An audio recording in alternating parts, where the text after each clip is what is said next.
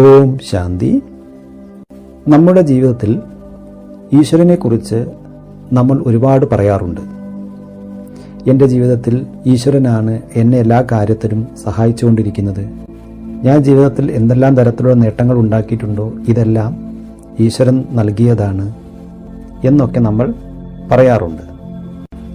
എന്നാൽ ഞാനും ഈശ്വരൻ തമ്മിലുള്ള ബന്ധം എന്താണെന്ന് ചോദിച്ചാൽ അത് നമുക്ക് പൂർണ്ണമായും പറഞ്ഞു കൊടുക്കാൻ പറ്റാറില്ല. എന്തുകൊണ്ടാണ് ഇങ്ങനെ സംഭവിക്കുന്നത്?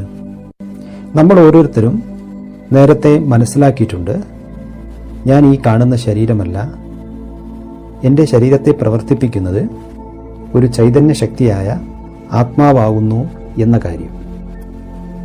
അതുകൊണ്ട് ഈശ്വരൻ എന്ന് പറയുന്നത് ഒരിക്കലും ശാരീരിക പിതാവിനെ അല്ല, ഏത് ശക്തിയാണോ നമ്മുടെ ശരീരത്തെ പ്രവർത്തിച്ചുകൊണ്ടിരിക്കുന്നത് ആ ശക്തിയുടെ പിതാവിനെയാണ് ഈശ്വരൻ എന്ന് പറയുന്നത്. ഈ ലോകത്ത് ഓരോ വ്യക്തികൾക്കും അവരവരുടെ കർമ്മം കൊണ്ട് മഹാനാകാൻ സാധിക്കും. എന്നാൽ ഒരു വ്യക്തിക്കും ഈശ്വരനാകാൻ സാധ്യമല്ല. എന്തുകൊണ്ടെന്നാൽ കർമ്മം ചെയ്യുമ്പോൾ ഓരോരുത്തരും വളരെ നല്ല കർമ്മത്തിലും വരാറുണ്ട്, അതുപോലെ തന്നെ മോശമായ കർമ്മത്തിലും വരാറുണ്ട്. ഇതിൻ്റെ ഫലമായി സുഖദുഃഖങ്ങൾ അവരവർ തന്നെ അനുഭവിക്കേണ്ടതായിട്ട് വരുന്നു. അതുകൊണ്ട് ഓരോരുത്തരുടെയും കർമ്മം അനുസരിച്ച് അവരെക്കുറിച്ച് ഇങ്ങനെ പറയാറുണ്ട്, പാപാത്മാവെന്നും പുണ്യാത്മാവെന്നും ദേവാത്മാവെന്നും മഹാ ആത്മാവെന്നും. പക്ഷേ ഒരിക്കലും നമ്മൾ ഒരു വ്യക്തികളെയും പരമമായ ആത്മാവെന്ന് വിളിക്കാറില്ല. അതുകൊണ്ട് ഇതിൻ്റെ കാരണം ഈശ്വരൻ ഒരിക്കലും പാപകർമ്മത്തിലോ പുണ്യകർമ്മത്തിലോ വരുന്നില്ല. അതുകൊണ്ടാണ് ഈശ്വരനെ പരമമായ ശക്തിയെന്നും സുപ്രീം പവർ എന്നും പറയുന്നത്. എന്നാൽ ഈ ലോകത്ത് ഈശ്വരൻ ഉണ്ട് എന്നും ഇല്ല എന്നും വിശ്വസിക്കുന്നവർ ധാരാളമുണ്ട്. അവർ ഒരിക്കലും അവരുടെ അനുഭവത്തിന്റെ ആധാരത്തിലല്ല ഈശ്വരൻ ഉണ്ട് എന്നും ഇല്ല എന്നും പറയുന്നത്. നമ്മുടെ ജീവിതത്തിൽ നമ്മൾ ഓരോ കാര്യങ്ങളും സത്യമാണ് എന്ന് മനസ്സിലാക്കുന്നത് നമ്മുടെ അനുഭവത്തിന്റെ ആധാരത്തിലാണ്. അനുഭവത്തിലൂടെയാണ് ഏതൊരു കാര്യവും തെളിയിക്കപ്പെടുന്നത്. അതുപോലെ തന്നെയാണ് ഈശ്വരന്റെ കാര്യത്തിലും. ഈശ്വരൻ എന്ന് പറയുന്നത് ഒരിക്കലും നമുക്ക് നേരിട്ട് കാണാൻ കഴിയുന്ന ഘടകമല്ല.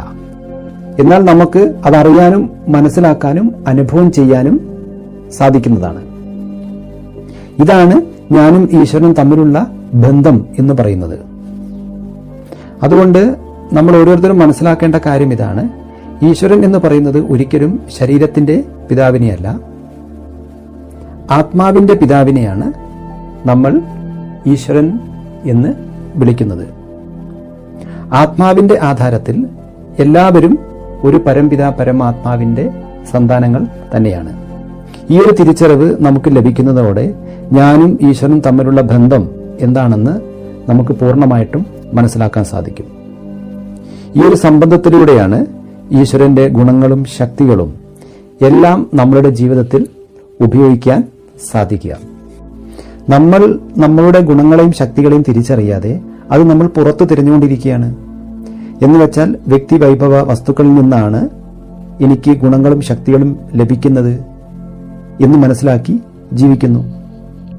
എന്നാൽ ഈ ഒരു കാരണം കൊണ്ട് നമ്മൾ വെറും ഈശ്വരന്റെ മഹിമ പറയുന്നവരായി മാറി ഒരിക്കലും ഈശ്വരനുമായി നമുക്ക് കൂടിച്ചേരേണ്ടത് എങ്ങനെയാണെന്ന് മനസ്സിലാക്കാൻ പറ്റാത്ത അവസ്ഥയായി മാറി. അതുകൊണ്ട് നമ്മൾ ഓരോരുത്തരും ഞാനും ഈശ്വരനും തമ്മിലുള്ള ബന്ധം എന്ന് പറയുന്നത് അച്ഛനും മക്കളും എങ്ങനെയാണോ അതുപോലെയാണ്.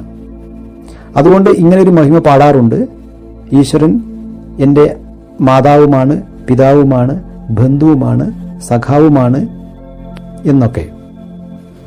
അതുകൊണ്ട് അച്ഛൻ പറയുന്നത് പോലെ മക്കൾ നടക്കാൻ തയ്യാറാകുകയാണെങ്കിൽ നമ്മൾ അച്ഛന്റെ സമ്പത്തിന് അവകാശികളായി മാറും.